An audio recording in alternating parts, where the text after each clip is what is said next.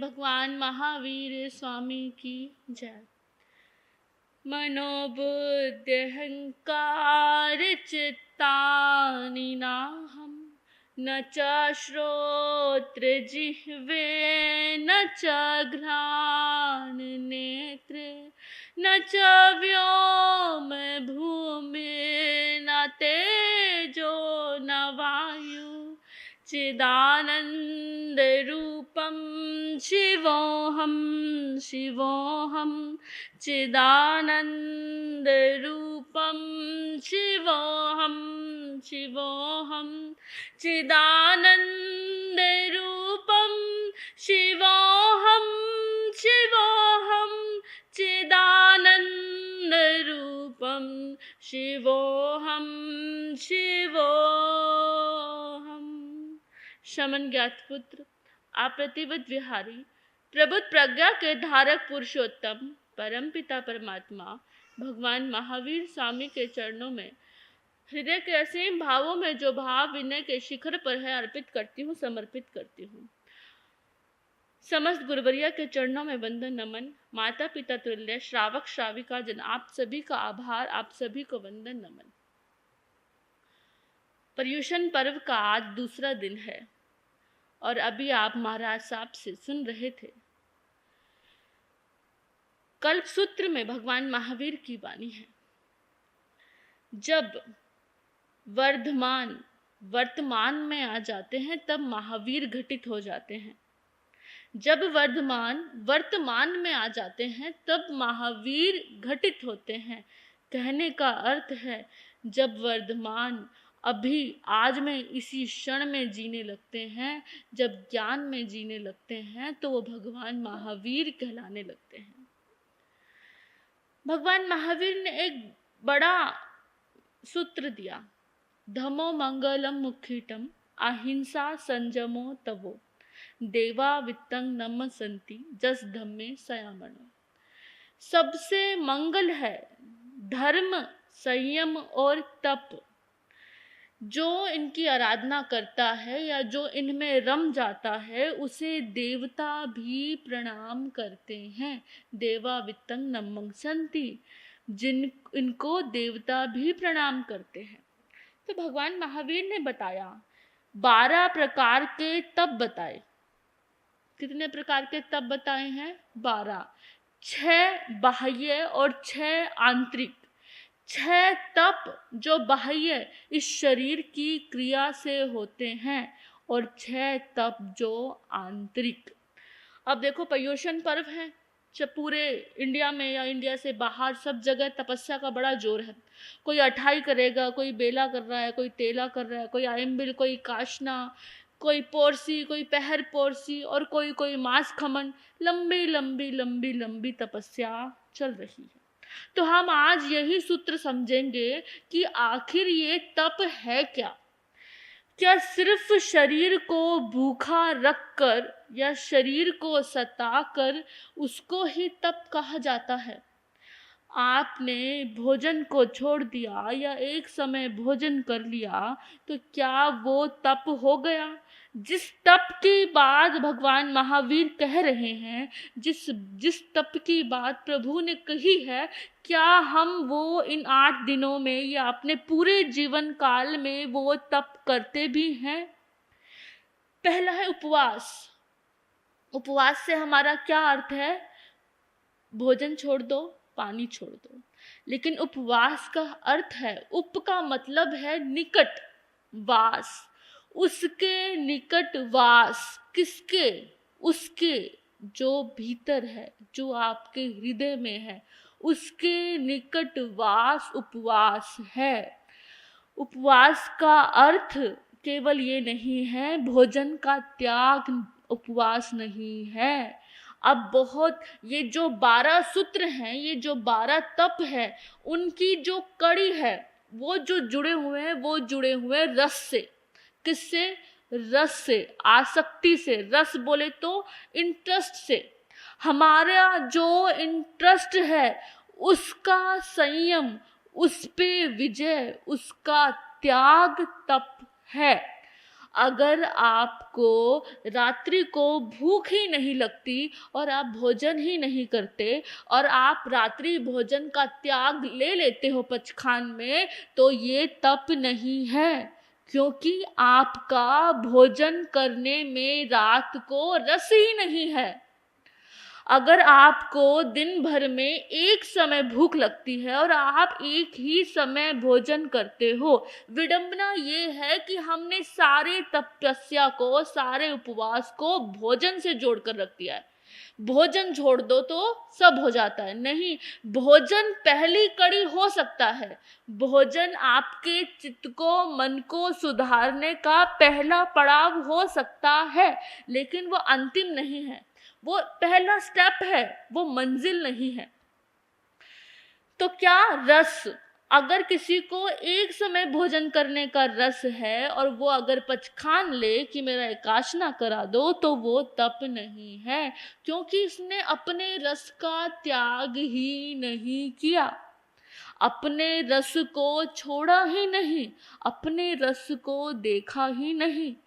तो रस को पहचानना, उसकी मात्रा को कम करना, आसक्ति को कम करना, जिसको सरल भाषा में परिग्रह भी कहते हैं। परिग्रह का मतलब ये नहीं, और परिग्रह केवल साधु के लिए नहीं है। परिग्रह का मतलब ये नहीं कि आप सामान, चीज ज़्यादा कम इकट्ठी करो, कम कपड़े इकट्ठे करो, या 100 कपड़े इकट्ठे करो, या कम खाना खाओ। परिग्रह का अर्थ वो नहीं, परिग्रह का मतलब संग्रह नहीं है। हम हमेशा परिग्रह का अर्थ सोचते हैं कि जो हमने इकट्ठा किया है वो परिग्रह है, नहीं। अगर आपके पास पूरे संसार में अगर एक सुई है, आपके पास और कुछ भी नहीं, केवल एक सुई है, अगर आपका उसमें भी रस है, अगर आपकी उसमें भी ममता है कि वो सुई कहीं खो ना जाए, वो सुई इधर से उधर ना हो जाए, तो हम परिग्रही हैं। परिग्रह का अर्थ है रस का त्याग, आपके इंटरेस्ट का त्याग। तो तप का अर्थ है जिस चीज में आपका रस है उसका त्याग।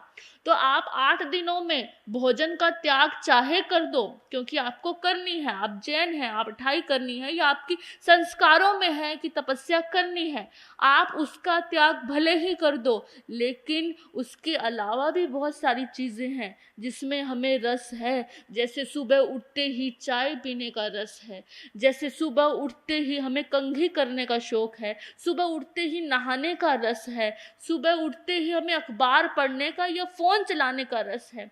आजकल के बच्चों को अगर आप कहो कि तपस्या कर लो, तो उनको लगता है ये कुछ नहीं है। लेकिन वहीं अगर उनका डाइटिशियन, आज की जनरेशन में जो भगवान महावीर ने जो तप बताए, उनका रूप बदलकर वो आज लोग कर रहे हैं, क्योंकि करेंगे ही, क्योंकि भगवान ने जीवन जीने की बात की है। आज नहीं तो कल आप उस जीवन में आओगे ही।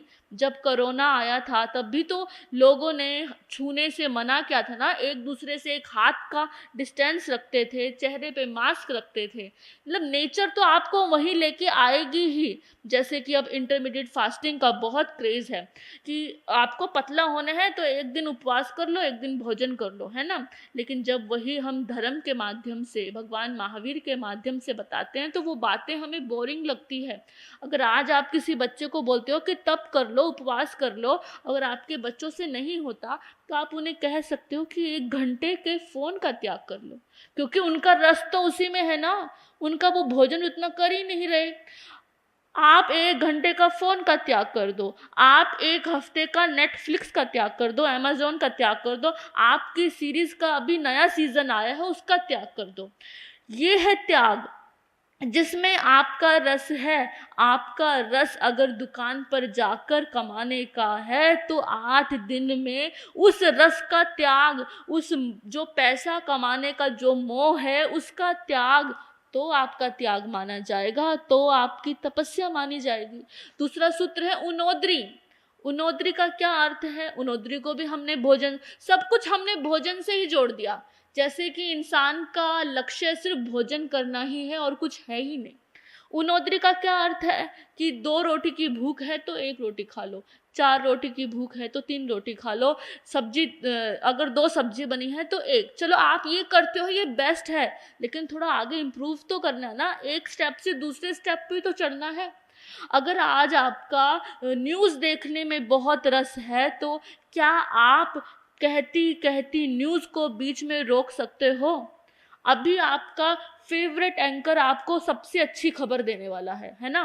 क्या वो न्यूज़ सुनने से पहले आप टीवी या फ़ोन बंद कर सकते हो? नहीं। तो यहाँ रस है। अगर उसी वक्त आप वापस लौटते हो तो वो नौदरी है। अभी आपके सीरियल में सबसे महत्वपूर्ण सीन आने वाला है, कोई आपके सीरियल में किसी हीरोइन का पर्दाफाश होने वाला है, किसी विलन का।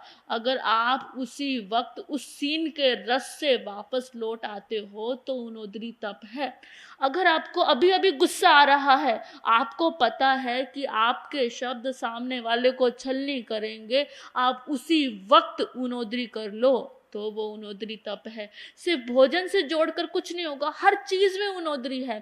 आपके फेवरेट सीरियल में, आपके फेवरेट रिश्तों में, आप जहाँ पक्षपात करते हो, भाई भाई में हो या बेटा बेटी में हो, देवरानी जेठानी में हो, एक बहू से दूसरी बहू में हो, जिसमें भी आप पक्षपात करते हो, पक्षपात करते करते रुक जाओ तो आपका क्या तप हो जाएगा? उनोदरी तप हो जाएगा। और ये बाह्य और अंत दोनों साथ साथ चलते हैं।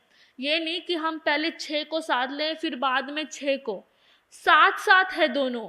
आप जब तक भीतर नहीं होगा तो बाहर कैसे आएगा, और जब बाहर नहीं आएगा तो भीतर कैसे होगा?